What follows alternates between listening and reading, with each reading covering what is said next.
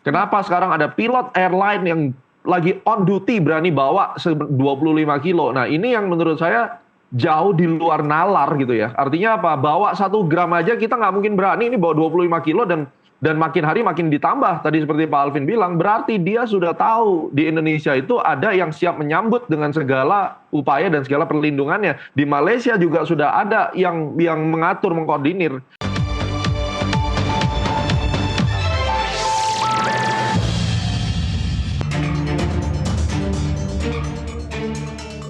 Belum asing Indonesia tidak potensi Malaysia mungkin dengan cara ya ada punishment.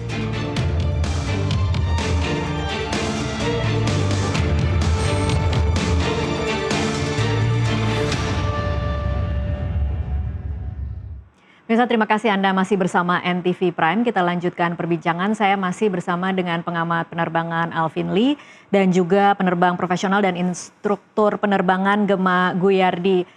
Saya ke Mas Gema sekarang. Mas Gema, kalau tadi kita mendengar penjelasan dari Pak Alvin, memang kan di atas kertas tuh kita menjadi tahu bahwa ternyata baik awak pesawat maupun penumpang itu menjalani X-ray. Tapi saya ingin tahu dari pengalaman Anda sebagai pilot, kondisi real di lapangannya, apakah pilot dan awak pesawat itu punya privilege jalur khusus tertentu yang kemudian barang-barangnya tidak dicek? Ini karena kemudian menyambung ke pemahaman dari publik bahwa karena pilot atau kru pesawat itu intensitas tripnya itu cukup sering, kadang-kadang mereka kan memang suka menjadi kurir just tip ya Mas Gema ya. Apa sebenarnya kondisi lapangannya? Dengan segala hormat teman-teman yang just tip, ya tidak ada maksud saya bercerita ini waduh dibawa-bawa lagi just tipnya. Tapi gini, di negara manapun saya travel sebagai kru gitu, memang di X-ray udah pasti bagasi. Tapi ada beberapa airport dan beberapa negara yang memang dia tebang pilih, random. Yang setahu saya yang benar-benar ngecek semuanya dicek itu menurut informasi dari salah satu sahabat saya adalah di Bali. Kalau di Bali itu full dicek, mau kru mau enggak itu X-ray-nya full. Nah, saya tidak tahu, nanti bisa di cross check saja apakah di Soekarno-Hatta itu juga semua dicek atau random saja. Dan memang kasus-kasus smuggling ya, ini kan bicara smuggling itu tidak hanya narkoba. Kalau tadi disampaikan barang terlarang yang menurut Pak Alvin tadi, kalau terlarang menurut hukum itu kan tidak hanya narkoba, tetapi barang-barang merchandise atau makanan atau pakaian yang di smuggling itu kan juga termasuk terlarang berdasarkan undang-undang kepabeanan gitu ya. Nah itu juga biasanya memang ada oknum-oknum yang dimanfaatkan gitu. Saya tidak perlu menyebut siapa dan apa maskapainya, tapi memang opportunity untuk itu ada. Nah ini juga menurut saya menjadi presiden, menjadi sangat jelek sekali dan saya berharap ada kebijaksanaan nanti dari Bea Cukai karena masyarakat itu sudah teriak juga. Bea Cukai di Soekarno-Hatta itu memang beberapa kali kan juga sudah sempat disoroti bahwa orang yang biasa-biasa saja bawa barang saja suka dicoret-coretin, suka diperiksa dan diduga macam-macam. Nah, apalagi dengan ada presiden sini, walaupun ini prestasi, semoga harapan kami sebagai rakyat itu jangan sampai hanya karena presiden ini terus kami juga dipersulit. Karena Indonesia sebenarnya sudah cukup ketat kok gitu ya. Kita nggak bilang bahwa Indonesia itu jelek gitu. Kita tuh termasuk one of the best top 5 di dunia yang sangat ketat di dalam membawa barang-barang. Dan saya pernah landing di China walaupun saya kru, saya bawa kamera karena saya suka fotografi, itu sampai kamera saya digeledah dan saya dibukain semua kameranya, file fotonya dilihat, dia tanya ini kamera beli di mana, mau dijual kemana. Jadi memang tidak semua pilot itu mendapatkan privilege. Ada negara yang memang ketat, tapi juga ada negara yang memang melihat oh dia adalah kru, jadi silakan lewat. Kayak di Amerika misalnya kalau saya masuk ke X-ray, saya pakai seragam akan dikasih jalur khusus walaupun jalurnya bareng sama penumpang tapi yang lain disuruh stop dan kita disebut oke ini kru dan barang kita memang dipisah gitu. Itu adalah privilege baik itu pilot ataupun pramugari, tetapi tidak kalau kita bicara yang bagasi yang di check in kan, nah itu memang ada protokol-protokol yang mungkin tidak standar. Ini kembali lagi ke standarisasi di setiap airport dan di setiap negara. Baik, jadi kembali ke negara masing-masing ya aturannya ya Mas Gema. Oke, tapi kalau secara aturan tadi kan kita bicara soal barang-barang terlarang, baik terlarang itu mau kita bicara soal mungkin barang berbahaya untuk di atas pesawat maupun barang terlarang seperti narkotika.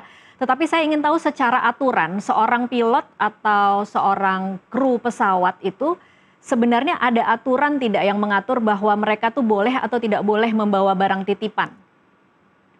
Oh, tidak ada. Kalau titipan itu apa? Kan titipan itu kalau secara hukum kita melihat juga ini titipan untuk dijual lagi atau tidak. Saya bicara dari aspek hukum karena saya advokat juga.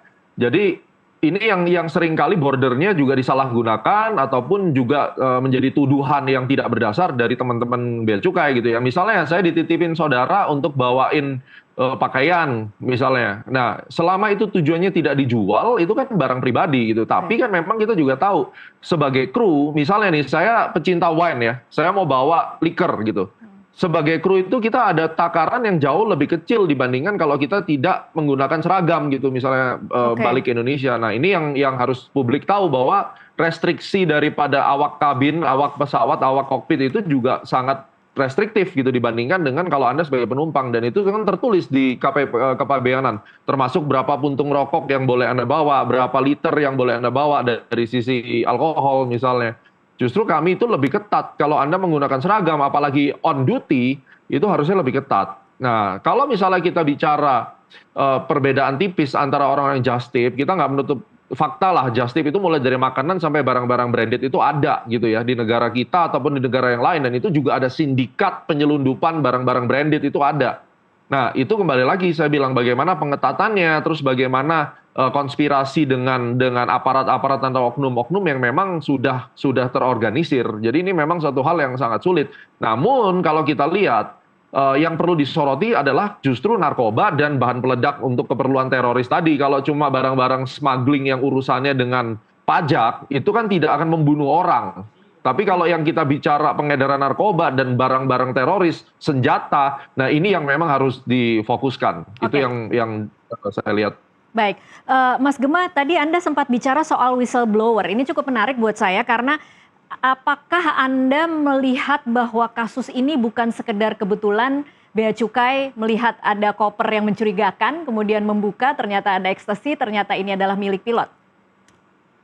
Tidak akan mungkin, Mbak. Kalau sudah terjadi 3 kali, yang ketiga kebuka itu nggak akan mungkin. Semua yang terjadi di airport atau di mana, kalau kita bicara kontra intelijen narkotika, itu semua pasti ada whistleblower. Nah, whistleblower itu kalau kita telusuri, ujung-ujungnya top 3 reason whistleblower itu adalah kompetitor. Nah, ini yang kita lihat, justru yang ini yang kita perhatikan, apakah saat ini kita sedang krisis darurat narkoba di negara kita, atau bagaimana nih, kenapa negara-negara lain itu bisa masuk dari Australia, bisa menyelundupkan 2 trafficker ke Maroke. Kenapa sekarang ada pilot airline yang lagi on duty berani bawa 25 kilo. Nah, ini yang menurut saya jauh di luar nalar gitu ya. Artinya apa? Bawa 1 gram aja kita nggak mungkin berani, ini bawa 25 kilo dan makin hari makin ditambah. Tadi seperti Pak Alvin bilang, berarti dia sudah tahu di Indonesia itu ada yang siap menyambut dengan segala upaya dan segala perlindungannya. Di Malaysia juga sudah ada yang mengatur, mengkoordinir. Jadi yang ketangkap ini adalah pucuk es di lautan gitu, yang justru harus didalami nanti adalah siapa sindikat di bawah, dan mudah-mudahan kita dukung kepolisian Republik Indonesia, BNN dan juga Bea Cukai untuk berani, kata kuncinya adalah berani membongkar sindikat narkoba internasional ini yang kebetulan melibatkan Indonesia sebagai negara transit atau memang tujuan untuk jualannya. Oke, Pak Alvin, kalau Anda melihatnya pengungkapan kasus ini adalah bukti kelemahan sistem yang kemudian harus kita evaluasi, atau ini sebenarnya keberhasilan karena artinya kita cukup bisa lebih cepat mendeteksi peredaran narkoba? Ya, saya melihat kalau dari perspektif Indonesia ini adalah suatu prestasi ya, bisa membongkar, menghentikan. Tapi kembali lagi, ini baru yang ketahuan, baru yang ini. Mungkin saja masih ada yang lain-lain yang belum ketahuan. Mungkin bukan di Soekarno-Hatta, di bandara-bandara lain. Itulah sebabnya saya juga agak khawatir. Tahun lalu kan Presiden membuka bandara internasional sedemikian banyaknya. Dari 17 jadi 40, sekarang susut menjadi 32 kalau nggak salah. Jangan lupa ketika kita membuka bandara-bandara ini untuk internasional, itu ada konsekuensinya. Kita harus menempatkan CIQ, Customs, kemudian quarantine dan immigration di sana. Nah, Customs di daerah-daerah, di bandara-bandara yang lebih kecil, apakah juga eh, alat kerjanya secanggih yang ada di Soekarno-Hatta dan di Denpasar misalnya. Kalau tidak, kita bisa kebobolan dari bandara-bandara lain. Tapi ini merupakan exercise yang bagus dan eh, bagi pemerintah sendiri juga saatnya untuk meninjau kembali apakah kita ini perlu sedemikian banyak bandara internasional yang melayani penerbangan-penerbangan reguler dengan segala konsekuensinya. Toh kenyataannya setelah dibuka oleh Presiden menjadi 40, kemudian susut, dan prakteknya yang masih aktif melayani penerbangan internasional ini paling juga tinggal 20-an, yang lainnya statusnya internasional tapi tidak ada penerbangan internasional.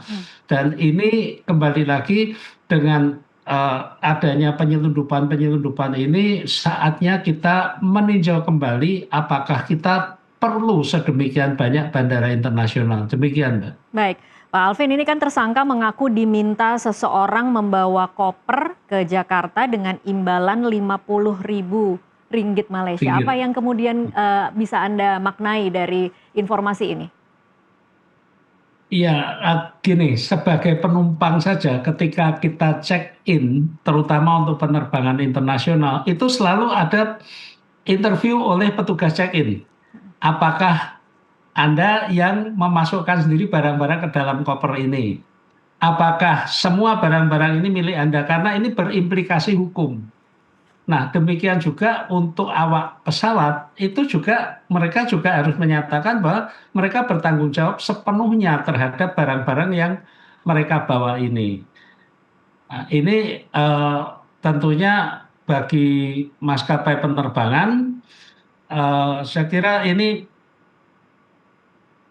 perlu meningkatkan juga pengawasan terhadap awak pesawatnya. Tidak hanya pilot tapi juga awak kabin, memastikan bahwa barang-barang yang mereka bawa itu tidak melanggar peraturan perundang-undangan, baik itu di negara asal maupun di negara tujuan. Karena itu berimplikasi, satu, terhadap reputasi maskapai, kedua terhadap reputasi negara asal, dan ketiga berimplikasi terhadap keamanan dan keselamatan penerbangannya. Demikian, Mbak. Baik, kalau kita bicara soal bagaimana jaringan narkoba itu bekerja ya Pak Alvin, kemudian kita memandang lagi bagaimana reputasi Malaysia sebagai sebuah negara, kemudian bagaimana sebenarnya kita cukup tahu bahwa Malaysia itu cukup strict dengan beberapa penindakan hukumnya.